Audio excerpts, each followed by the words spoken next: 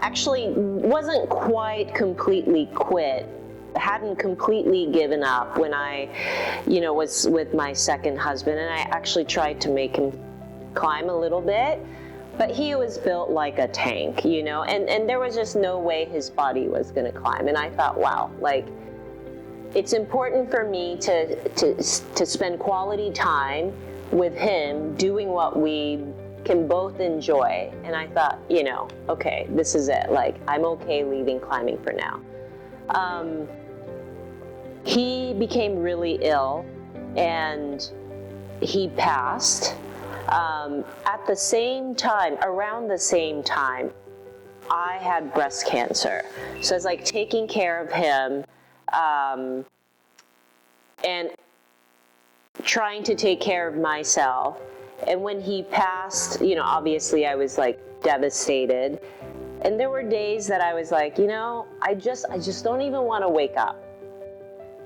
So I needed to find something, even if it was like a little thing that would be like, oh, okay, I have this to look forward to.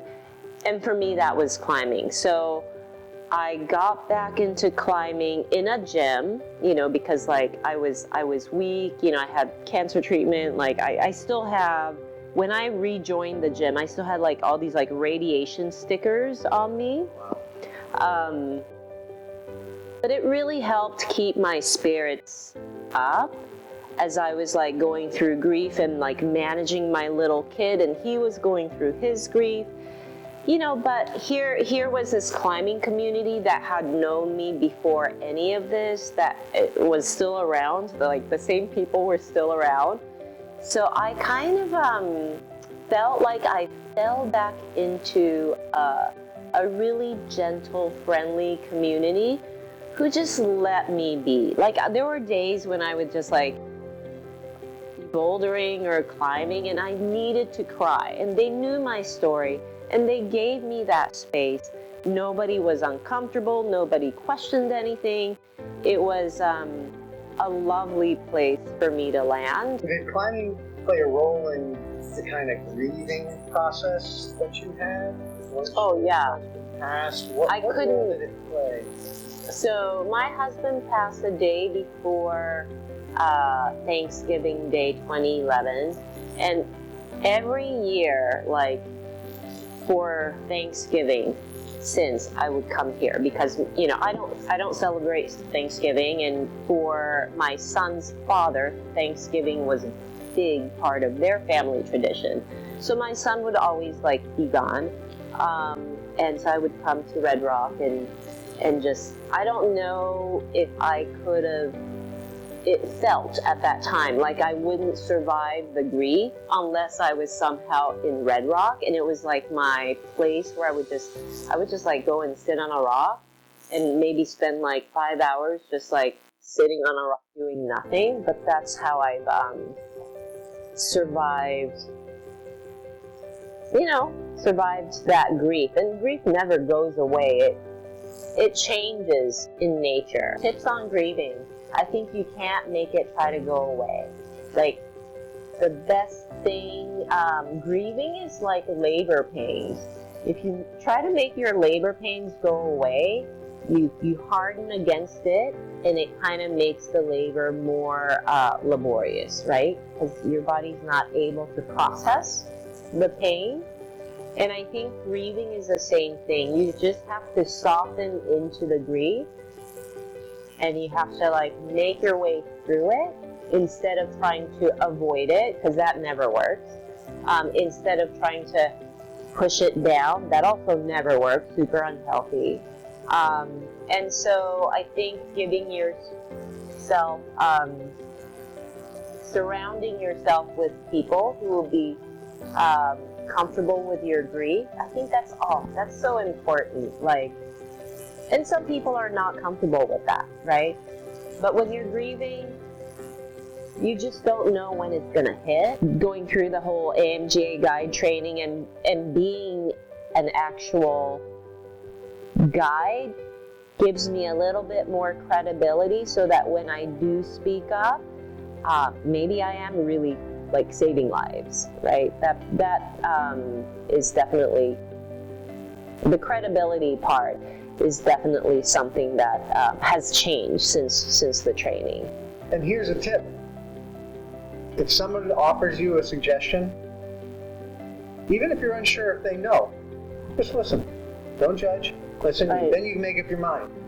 And because sometimes you don't know what you don't know. You don't know what you don't know in They could climbing. be a really experienced person, or they could be fresh out of the gym. I don't know. Right. But just listen, put your ego aside, thank them, and then do what you feel is right. Yeah. Because at the end of the day, it's your responsibility. Yeah.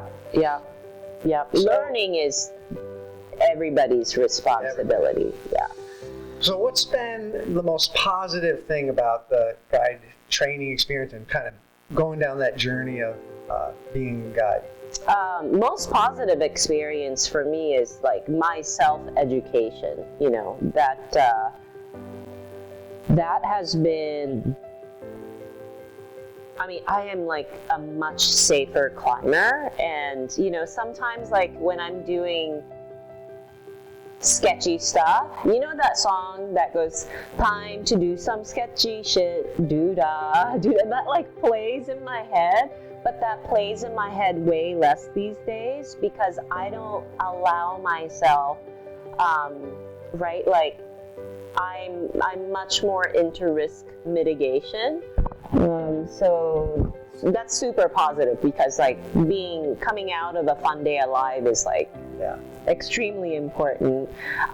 But the other thing that has been really quite amazing is I find that the AMGA community and the people I've gotten to connect with who are members or instructor team members, all of that, they have been so generous, right? Like, all of this training is very expensive, so we all take times, like, take a lot of time practicing on each other and with each other, and you know, the amount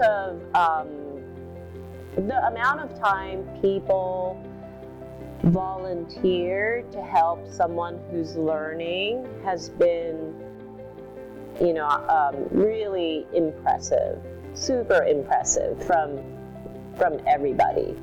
That's great. Yeah, and on the flip side, there's this you know, other flip side. So there's been a lot of movement with diversity, equity, and inclusion, right? In many companies and places, including the AMGA. You know, and I've also heard comments like, oh, well, you know, the AMGA is spending so much of their efforts and their time in things I don't believe in, which is like the BIPOC, you know, the DEI work. So there's that part of it too, because they are busting through like the old model of, right, like, I mean, let's face it, like mountaineering and all of that was a very white male, you know, pretty privileged activity, right? Absolutely. So I think the people who are not happy with that are really not happy with the inclusion and the DEI work that's going on, but you know, you gotta change and evolve with the times. That's right. You know, and this is the world that we're living in right now. Right. Right, and we got to learn how to embrace it. You know, like, Yeah. I used to work for General Electric. I worked for Jack Welch, and he basically, whenever there was a big change come along, it was like, get on the bus or get off the bus. Yeah. And you're always way better off getting on the bus, recognizing kind of where you are, how you can best move the bus forward, rather than be standing in the bus stop, like wondering how you're going to get to where you're going. The bus is going to move forward, right? And so I think it's embracing the world as it is today. Right, yeah. And, you know, I was at the AAC gala, was it like, I think 2 years ago when Mark was presenting, Mark and Jordan Cannon were presenting. And so I attended one of their panels where they were talking about risk and how a mixed group makes a better risk decision, right? Because it's not like groupthink. And you know, for that reason, like having a woman in the mix is important. We bring a little bit of a different perspective to, right? Like all information is kind of important, and how to read and use that is where the skill comes in, right? I've seen that over and over again I was an engineering director in high tech for a number of years. Always the people, the group, the teams where you had the most diverse backgrounds, always were better. Like always made better decisions, always moved faster. Because, and they would say, hey, they'd come and say, hey, you know, this is the way we do this. You know, oh, I didn't know about that. So absolutely. I just think it's nothing but good. Yeah. Well, and you know, in the guiding community, I think the ratio is still like 9 male guides to 1 female guide. So it's still quite low. But even with that, I have to say that like I've had nothing but very positive experience. Yeah. And I feel like, there's been no time when, you know, I have been really, really uncomfortable being like the only female guide, or, you know,